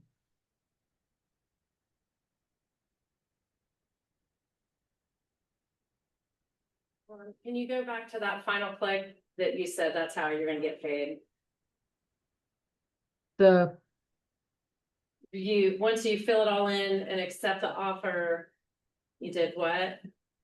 Oh, then you would just click down here. It'll say something like, submit your commission or submit your, just click until it ends.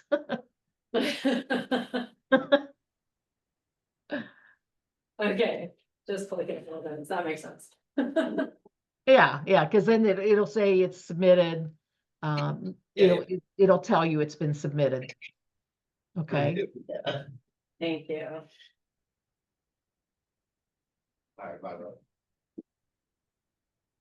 I just click the buttons, make sure everything's done. Any questions on that? In Tasha's office. Huh? I'll probably do my first few in Tasha's office, be like, hold my hand, this is scary. What the heck? You'll get it. You'll get it. And once you submit things, I walk you along the way too, so. Okay. As long as you don't mess up the percentages very much. Exactly, yeah. Little catch that. She'll say, wait a minute, you got paid this. Yeah, so make sure, and just make sure you're not getting paid more than what is on your buyer agency agreement. 10%. Yeah, ask for 10%. Oh, anything else?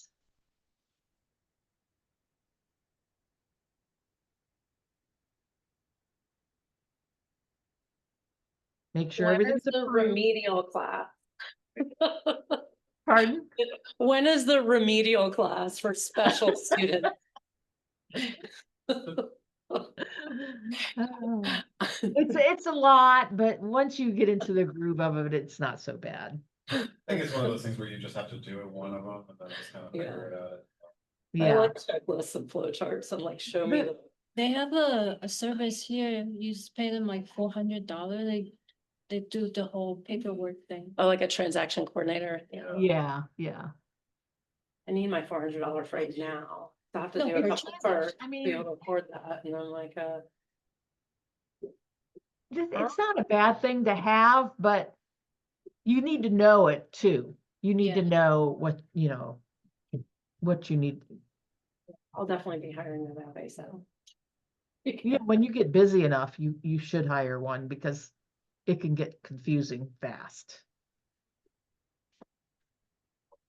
So I think that might be it, because a lot of this stuff also is like, you can give part of your commission away to the, put it towards the buyers. Whatever, you can pay for their inspection and all that, but that you don't want to do that yet. Let's see. Any addendums? Let me show you something real quick.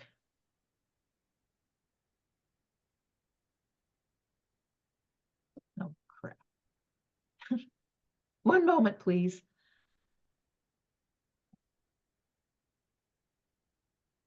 Oh, here's my new construction again.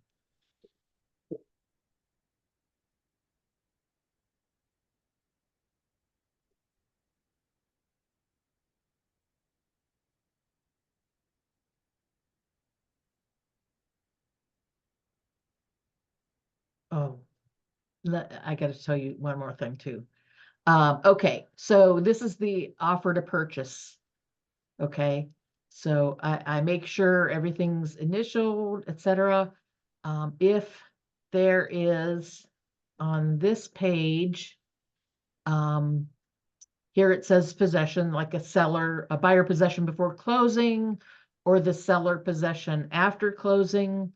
If any of these little addendum, like the additional provisions addendum, FHA addendum, this thing shouldn't be on here, which says Form 220 confirmation of compensation.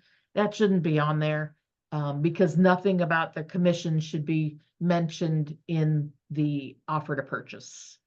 So, but anyway, if any of these are checked, I'm going to be looking for them in the file.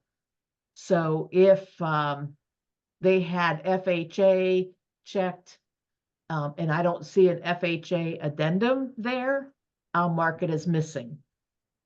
And then you'll get your little note. Okay, so make sure those addendum are included if they're checked, okay? And also in the listing agreement,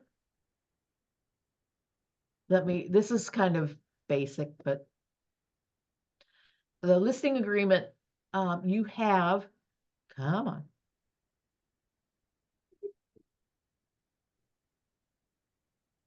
You have your listing price, and then you have a marketing date. Okay, this is the date. Now, you'll notice this marketing date, and then there's a coming soon date here. So if this box is checked that says coming soon, I'm going to look for the coming soon paperwork. Okay. And they have it as the marketing date, which is matching what date they put it in MLS as coming soon. Okay. So they're still marketing it. They're just marketing it as coming soon. They're not showing it. Okay. They're just advertising it as that's coming soon. And then in this paragraph, it says the status of the property will change to active on this date. And that's automatic in the MLS. So you're gonna, in the MLS, you'll put, the active date's gonna be 7/23. They're gonna change that for you to And active. you can only advertise coming soon for 21 days, right? Maximum. Correct. Right. Okay. And so anyway, I'm going to look for these dates have to match. Okay. So I'm going to look here at the coming soon form, and they should have, why it's so slow, 7/23 as the active date. Okay. It's all signed, and it's signed by Sabra. Okay. And then I also look down here at the MLS, and I scroll down, and I show the marketing date is 7/23, which matches everything. So, okay. So when it's advertised as coming soon, you cannot post anything about it. Can you post anything about it, like on social media?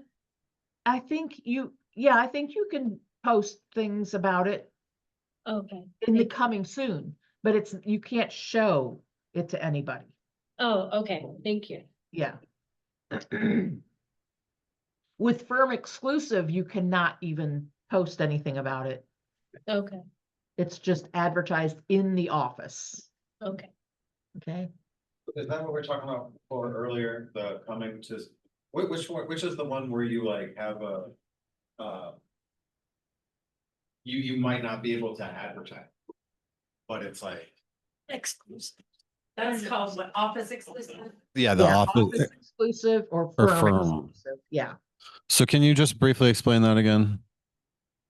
With the firm exclusive, you can't advertise it anywhere but in the office. I got you. Okay. And coming soon, you can advertise it as it's going live or active, meaning then you can show it. Can you advertise it, the, office Facebook group? That is a private thing. just for office. Correct. Yes. Just our Okay. office Facebook group. Mhm. Yep.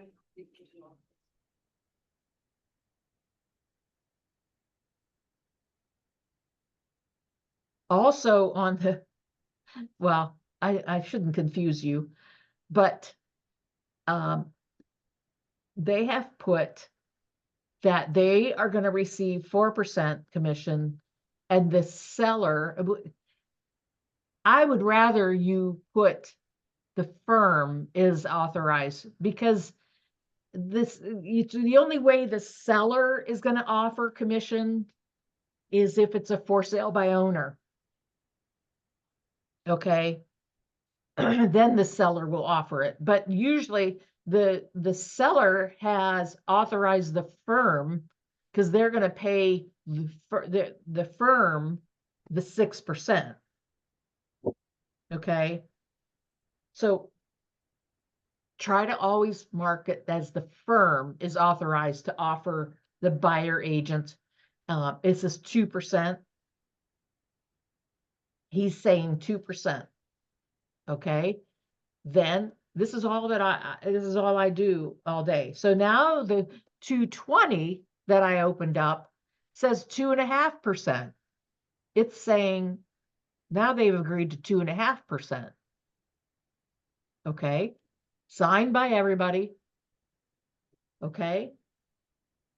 So what happens now? They have a different amount in the listing agreement than what they have on the compensation agreement. Now they have to amend their agency agreement, the 710, and they have to match that amount. Okay. They have to say in that 710, which there's not a template for this one, that the sellers have agreed to compensate the buyer agency 2.5%, or something like that. Buyer agency compensation has changed from 2% to 2.5%. So all the numbers have to match now. Okay, so make sure they do for you. Okay. I have a question about the office exclusive. Yes. Let's say you have a friend or neighbor who's a realtor that has the perfect client, but they're not in your office. Can you get permission from the seller to go outside because you know a perfect buyer? Like, you're not advertising it. Like, for example, my next door neighbor is a realtor, but he's not in this office. And if he's talking about a client he has, and I'm like, oh my gosh, I have a perfect house. Can you go to that seller and say, hey, I know this is office exclusive. However, I know the perfect buyer. He's with a different realtor in a different office.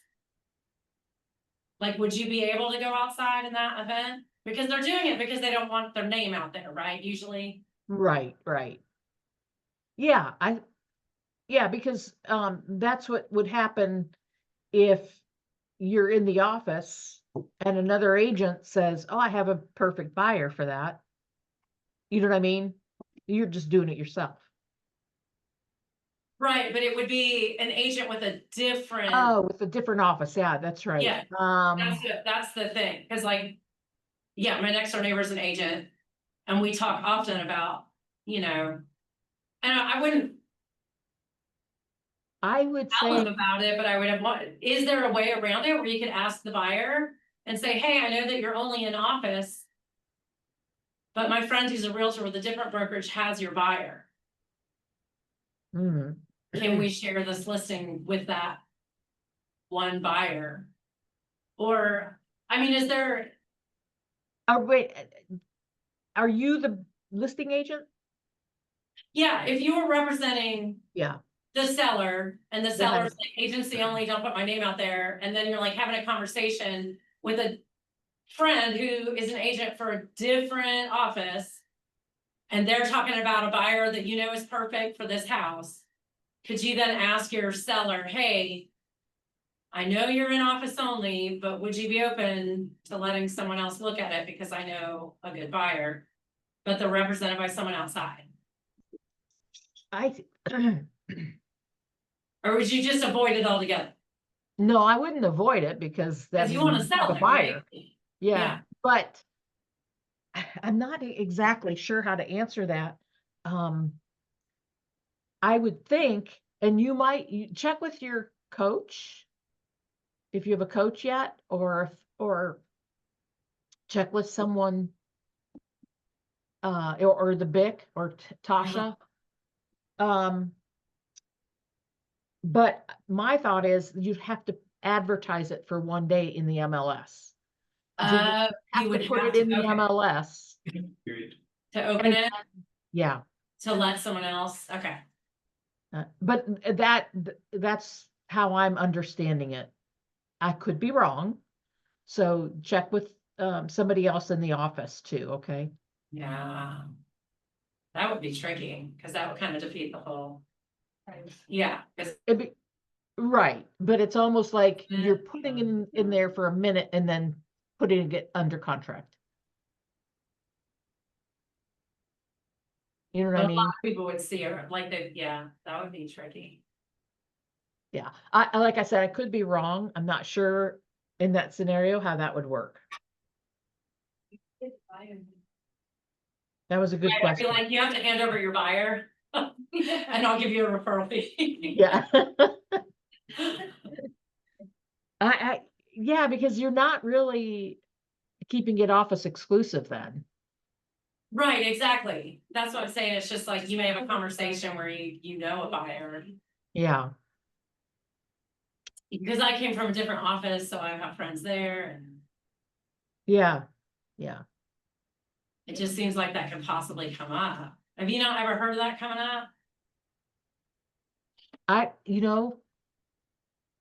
I'm sure it does, but I haven't heard about it. You know what I mean? Pretty big office, though. I guess that would be a buyer, but yeah. Yeah. But please check with someone else because there probably is another workaround on that, but I'm not sure what it is. Okay. Okay. All right, so now you ready for the test? I'm just Yeah. kidding. 30%. Yeah, as long as you don't have to pass it. Yeah, right. Okay. Anyway, I think that's it. Does anybody have any questions? Is it Carla with a C or Carla with a K? Carly with a K. Oh, that's what I put. Okay. Well, thank you for your time today. We appreciate you. Well, I appreciate you guys too. And welcome, and hopefully I'll be seeing a lot more of you through command. Yes. I'll come down for the Christmas party at least, so can't forget that. But anyway, like I said, if you guys have any questions about any of the transactions, feel free to call me. I'm here like in the business hours, so or send me an email, whatever. Thank you for your patience. You're welcome, no problem. You guys have a good day. You too. Thanks. Bye-bye.